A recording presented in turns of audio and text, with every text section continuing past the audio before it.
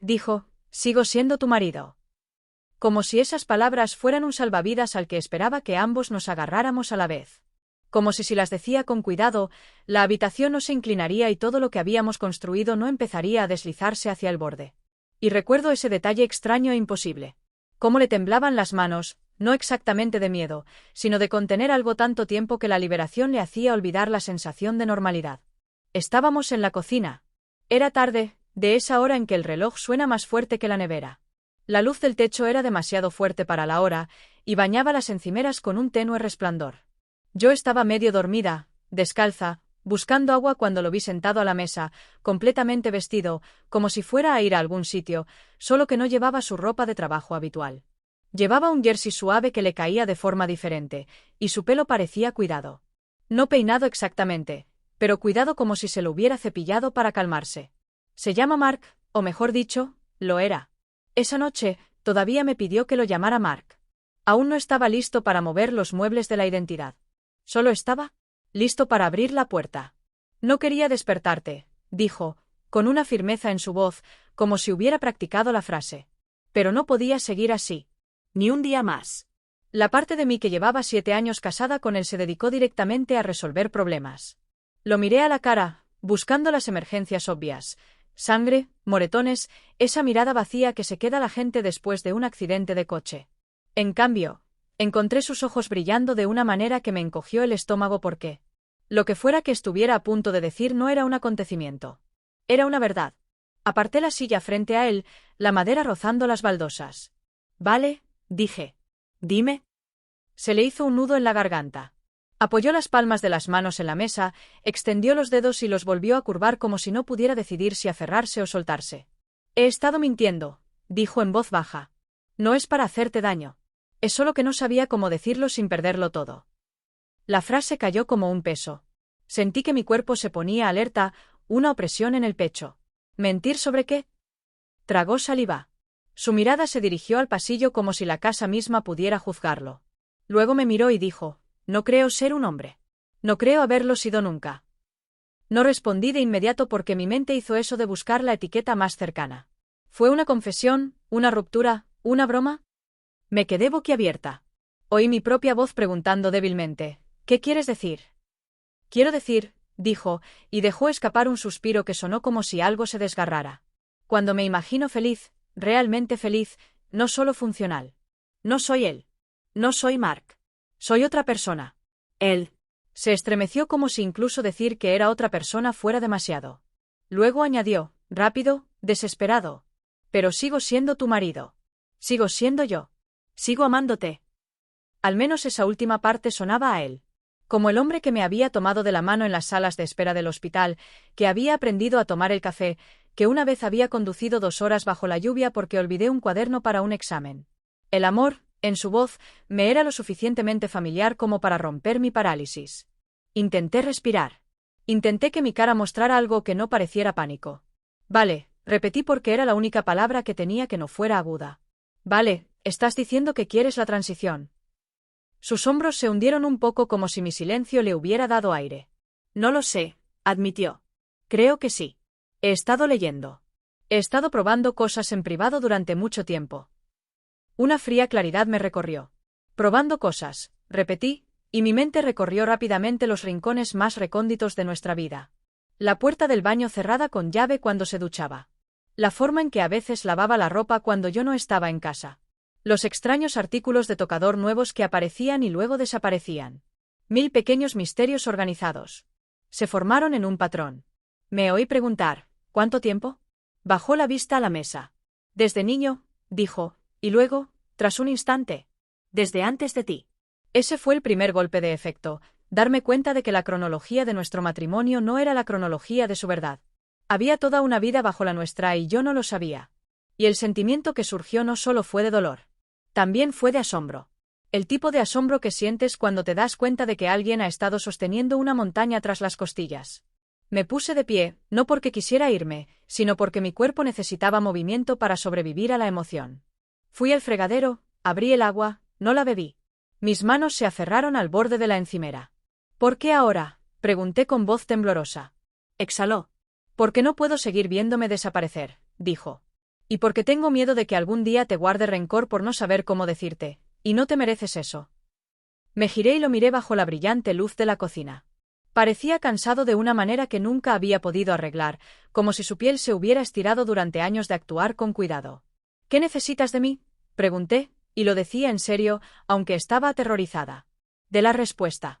Levantó la mirada. Necesito que me creas, dijo.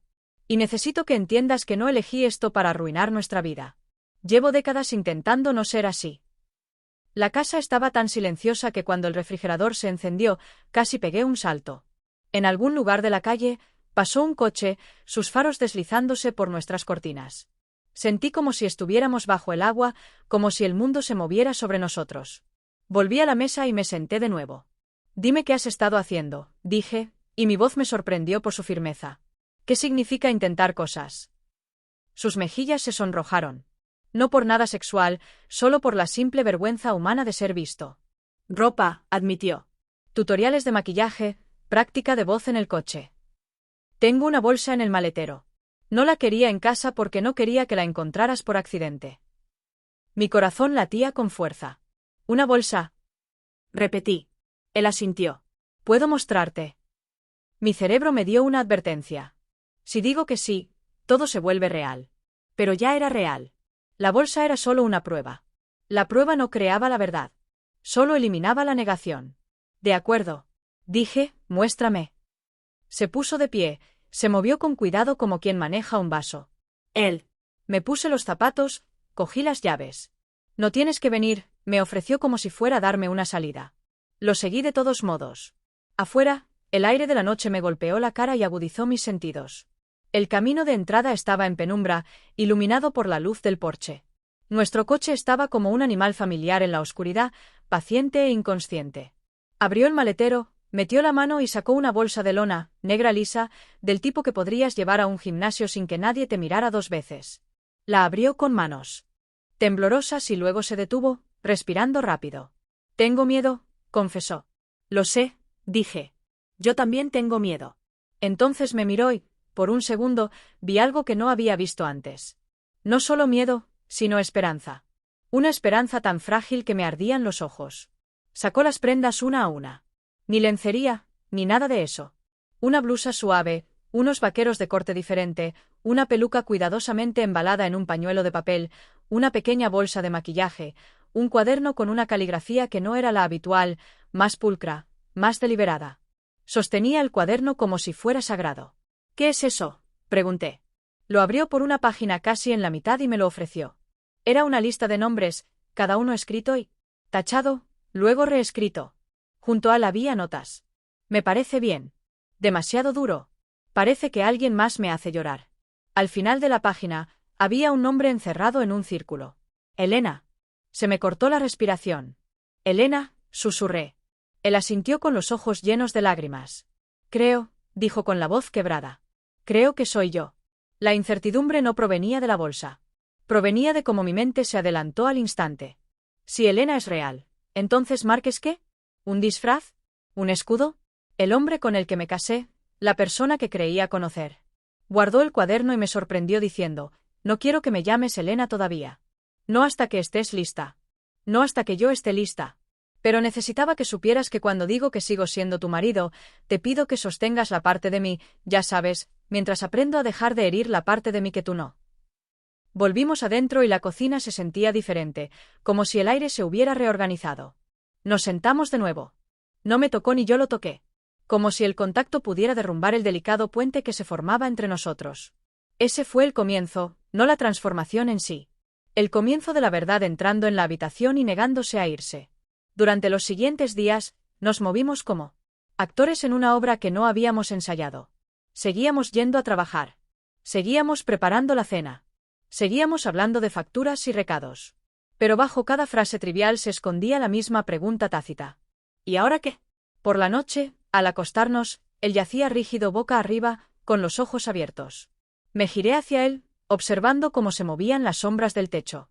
Finalmente, le pregunté, ¿quieres ver a un terapeuta? Dudó. Sí, dijo, pero no porque crea que estoy roto. Porque quiero hacer esto sin destruirnos. La frase sin destruirnos se me quedó grabada en el pecho. Quería creerla. También quería sacudirlo y decirle, ya has lanzado una granada en medio de nuestra vida. Pero no la había lanzado. La había mantenido en secreto durante años. La primera cita fue con un terapeuta de afirmación de género recomendado por el primo de un compañero de trabajo, alguien tan distante que no parecía una cadena de susurros de pueblo. Nos sentamos en la sala de espera, uno junto al otro. Nuestras rodillas no se tocaban. Parecía que iba a salir corriendo. Cuando la terapeuta nos llamó, su consultorio estaba cálido, lleno de libros, con una planta ligeramente inclinada en un rincón. Le preguntó cómo quería estar.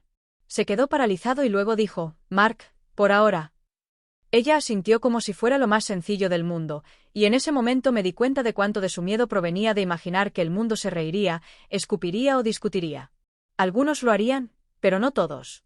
No aquí, no en esta oficina. Habló durante casi toda la sesión.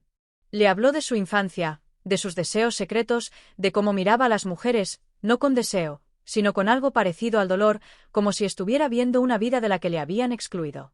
Le contó la primera vez que se probó ropa solo y luego lloró frente al espejo, no porque se sintiera ridículo, sino porque se sentía acertado. Me quedé allí sentada, escuchando, con mis emociones cambiando como el tiempo. Había tristeza. Sí, había traición. 2, aguda y real. Pero también había compasión tan intensa que me asustó, porque la compasión implica responsabilidad y la responsabilidad implica cambio. Después, en el coche, agarró el volante y miró al frente. Me siento como si acabara de salir de una casa en llamas, dijo en voz baja. ¿Y hacia dónde? Pregunté. Él me miró. No lo sé, dijo. Pero estoy harta de estar en llamas. Esa noche, abrí mi portátil y leí. Leí sobre disforia de género, sobre plazos de transición, sobre entrenamiento de la voz, sobre terapia hormonal. Leí historias personales, unas llenas de alegría y otras de pérdida. No leí nada sexual. Buscaba un mapa, no una fantasía. Y cuanto más leía, más clara me quedaba una cosa.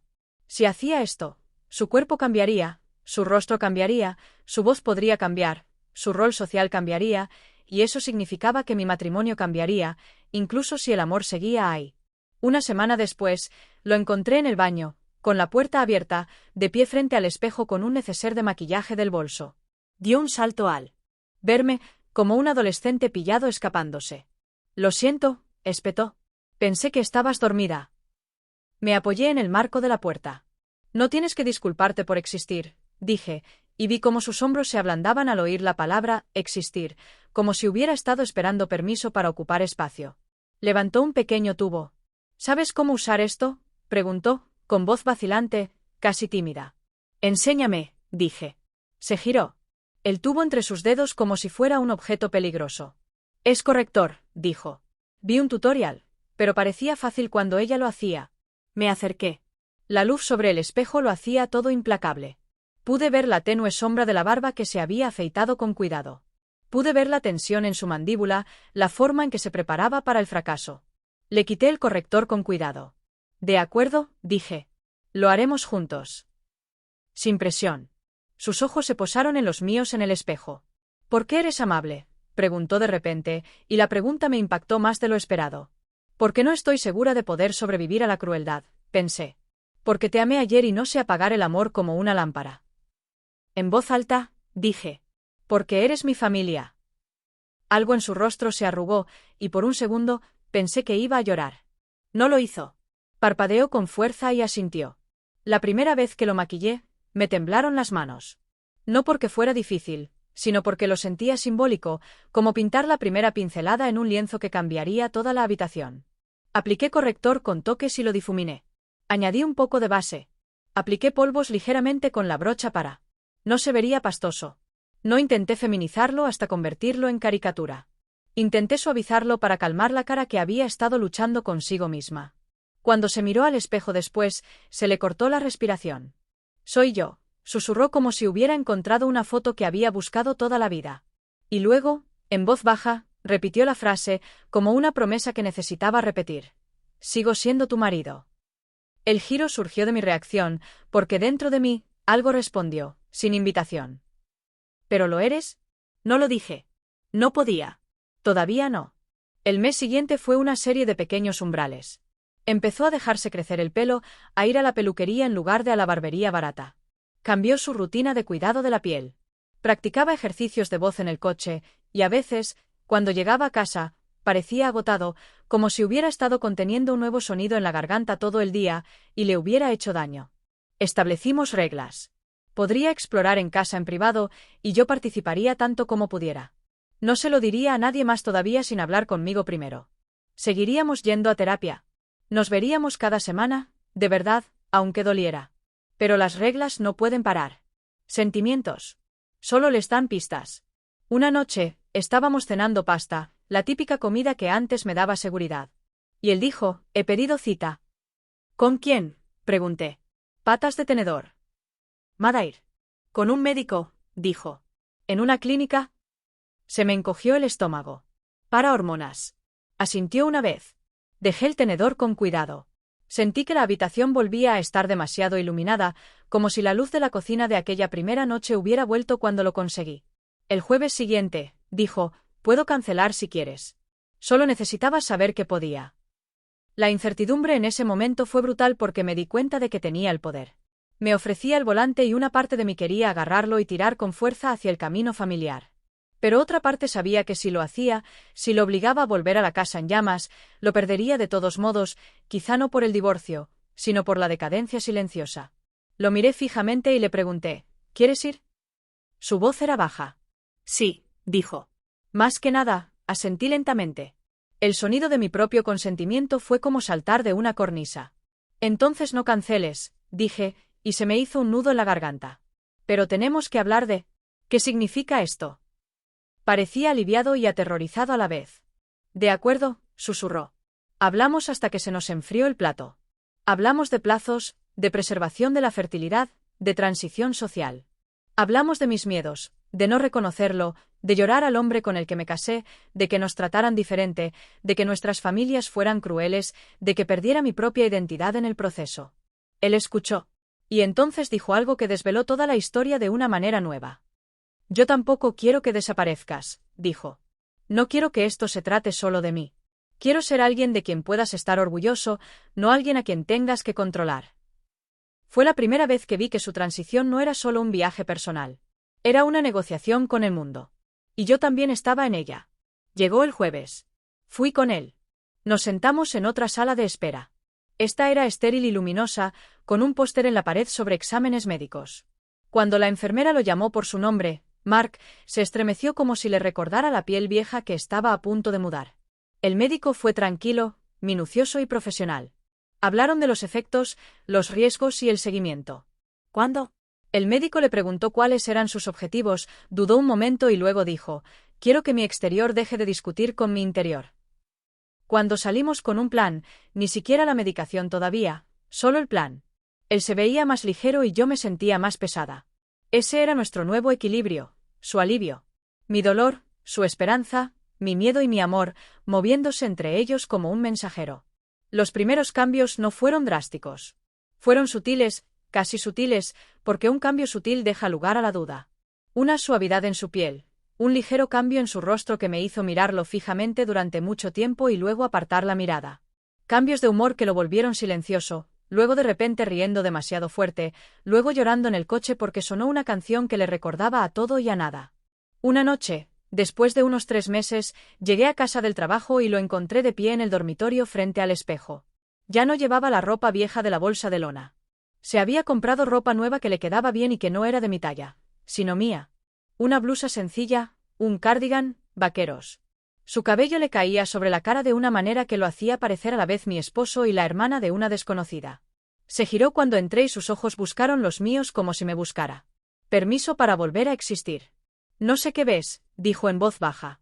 La frase me impactó porque era cierta. Yo tampoco lo sabía. Me acerqué. «Te veo», dije, y lo decía en serio, pero me temblaba la voz y estaba intentando seguirle el ritmo. Sus manos se levantaron vacilantes, con las palmas abiertas. «¿Puedo preguntarte algo?», dijo. «Sí». «Sí, Elena, si ese soy yo de verdad», dijo con una voz casi inaudible. «¿En qué te convierte eso?».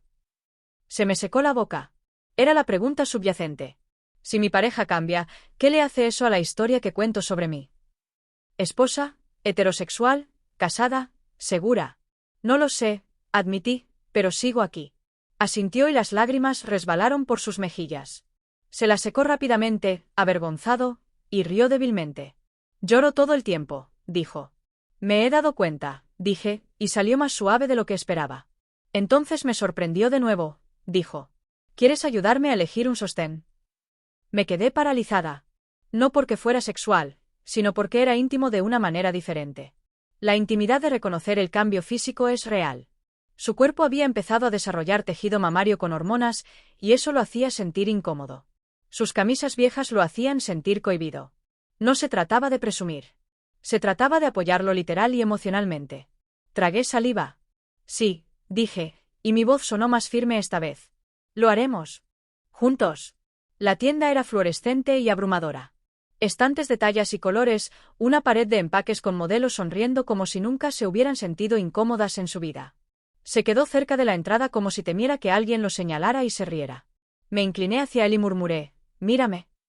Hasta que sus ojos se encontraron con los míos. Tú perteneces aquí tanto como cualquiera, dije.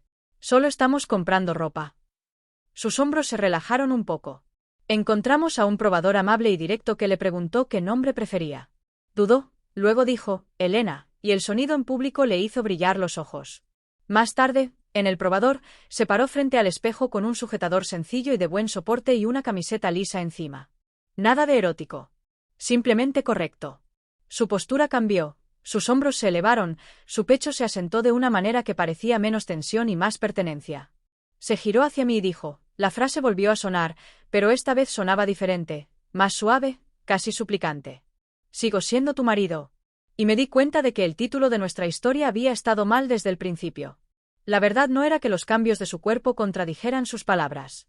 La verdad era que sus palabras eran el último puente que sabía cómo construir hacia mí, y su cuerpo simplemente estaba alcanzando a la persona que había estado esperando dentro todo el tiempo. Extendí la mano y, por primera vez desde aquella noche en la cocina, lo toqué sin miedo. Mi mano se posó en su hombro, cálida a través de la tela. Sigues siendo mi compañero, dije con cuidado. Sigues siendo la persona que sabe cómo me gusta el café. Sigues siendo a quien llamo cuando pasa algo bueno. Sus ojos se abrieron como platos como si le hubiera dado oxígeno. Pero añadí porque la honestidad era lo único que nos salvaría. Quizás necesitemos nuevas palabras. No porque te esté rechazando, porque se supone que las palabras encajan. Asintió lentamente, las lágrimas volvieron. Vale, susurró. Nuevas palabras. De camino a casa, miró por la ventana en silencio. Entonces dijo, casi para sí mismo, no pensé que llegaría tan lejos. Apreté el volante con fuerza. Yo tampoco, admití. Ese verano, nosotros. Se lo conté primero a mi hermana. Vino a tomar un café, se sentó en el sofá y escuchó a Elena, que aún tenía la marca en algunos espacios. Elena y otras personas le dijeron la verdad. Mi hermana lloró, la abrazó y le dijo, estoy orgullosa de ti. Cuando se fue, fui al baño y lloré también. No porque estuviera enojada, sino porque sentí que el suelo se movía de nuevo. El orgullo en la habitación significaba que esto era real. Significaba que no había vuelta atrás. Luego vinieron las conversaciones más difíciles. Sus padres. Mis padres, amigos en los que creíamos poder confiar. Algunos nos sorprendieron con su calidez. Otros nos sorprendieron con un silencio que se sintió como una puerta cerrándose. Una amiga dijo, entonces, ¿ahora eres gay? Para mí, como si mi vida fuera un titular. Sonreí cortésmente y me fui a casa temblando de rabia. En terapia, finalmente dije la frase que llevaba meses tragando. Me siento como una viuda, admití con la voz entrecortada. Pero él está ahí y me siento culpable por el duelo. La terapeuta asintió con calma. El duelo no requiere la muerte, dijo. Requiere un cambio. El rostro de Elena se arrugó. Lo siento, susurró. Me giré hacia ella. No, dije, porque, lo siento, implicaba que había hecho algo malo. No quiero que...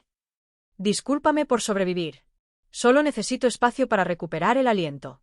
Empezamos a reconstruir nuestra intimidad de maneras no sexuales. Largos paseos donde no hablábamos para nada de la transición, solo de películas y recuerdos.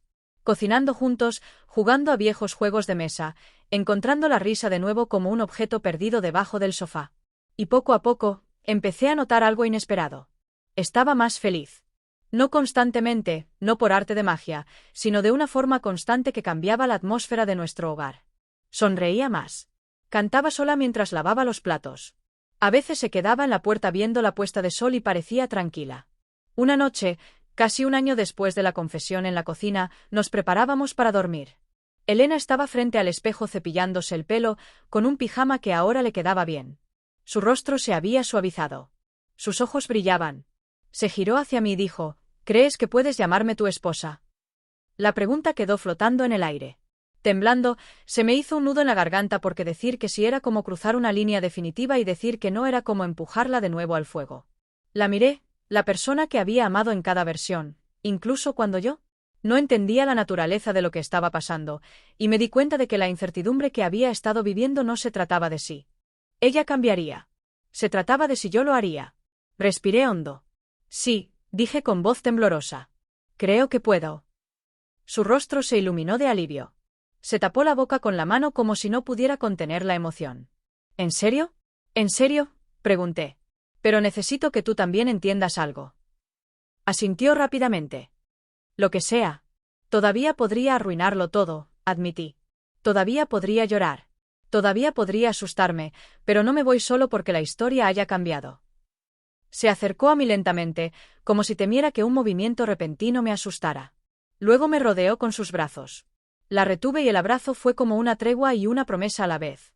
Más tarde, tumbados en la cama, susurró en la oscuridad. Solía decir: «Sigo siendo tu marido». Porque no sabía qué más decir. Miraba al techo, escuchando su respiración. «¿Y ahora?», pregunté.